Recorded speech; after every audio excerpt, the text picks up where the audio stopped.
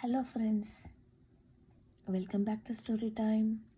Today the story is about Mr. Putter and Tabby Catch the Cold by Cynthia Ryland. Mr. Putter and Tabby Catch the Cold.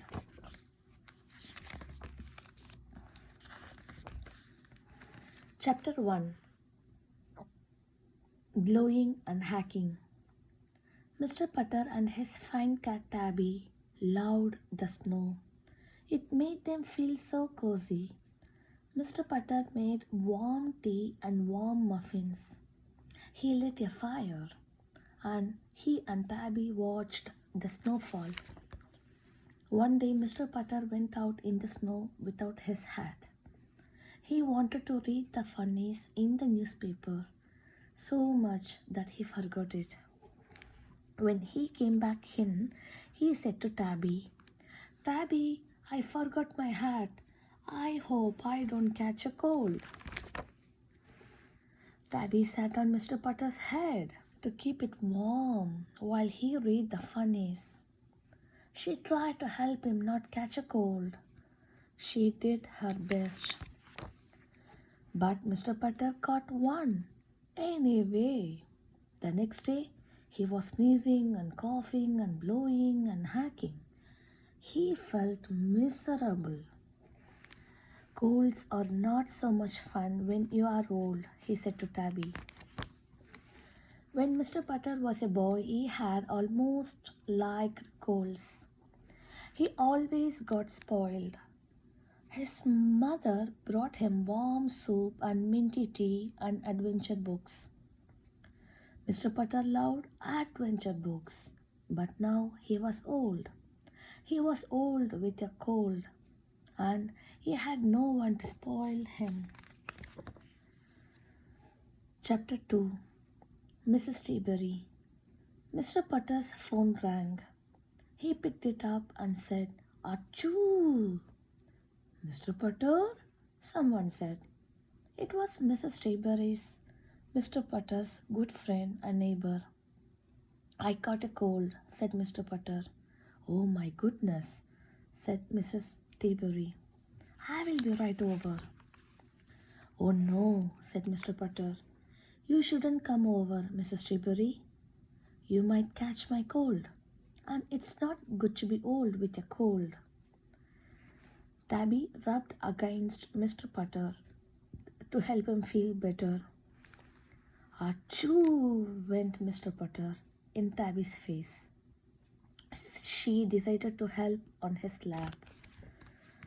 "You need someone to look after you," said Mrs. Tiberi. "I will be fine," said Mr. Putter. "You need someone," said Mrs. Tiberi. "I will be fine," said Mr. Putter.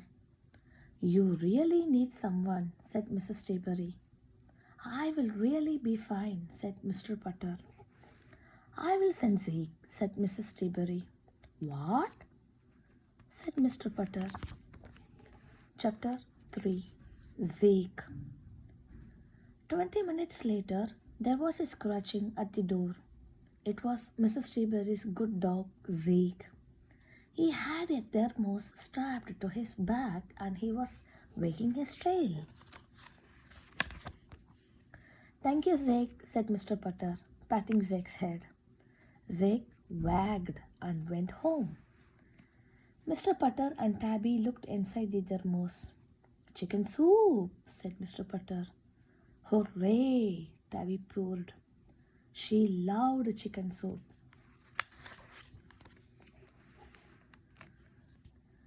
Mr. Putter and Tabby were having their soup when there was another scratching at the door. It was Zeke again.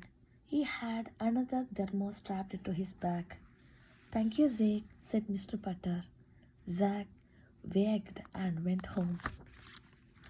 Mr. Putter and Tabby looked inside the thermos. "Peppermint tea with honey sticks," said Mr. Putter. "Eee!" Tabby purred. She loved honey sticks. Mr. Putter and Tabby ate their soup and drank their tea. Mr. Putter was feeling much better, but he wished he had one more thing. He felt so selfish, but he couldn't help it. He phoned Mrs. Treeberry. Mrs. Treeberry, the soup and the tea are wonderful, he said. Wonderful, said Mrs. Treeberry. But, said Mr. Potter. But, asked Mrs. Treeberry. Would you perhaps have? Said Mr. Potter. Would I perhaps have? Said Mrs. Treeberry. An adventure book? Asked Mr. Potter. Of course, said Mrs. Treeberry. You do? Asked Mr. Potter. Yes, I do, said Mrs. Treeberry. But the book really belongs to Zeke. Zeke? Asked Mr. Potter.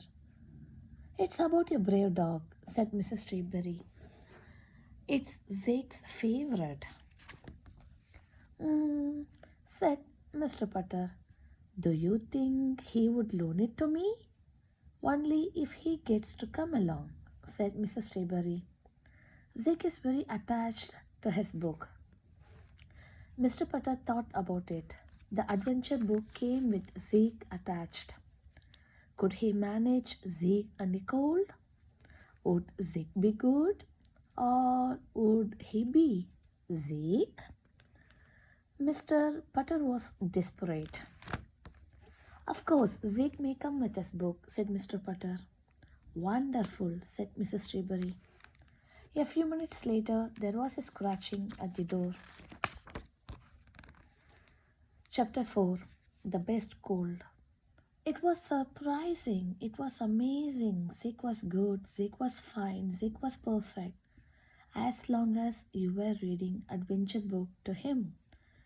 Mr. Potter and Tabby and Zeke curled up in Mr. Potter's bed and read all day long. Mr. Potter sounded a little funny with his stuffy nose. But Zeke and Tabby didn't mind.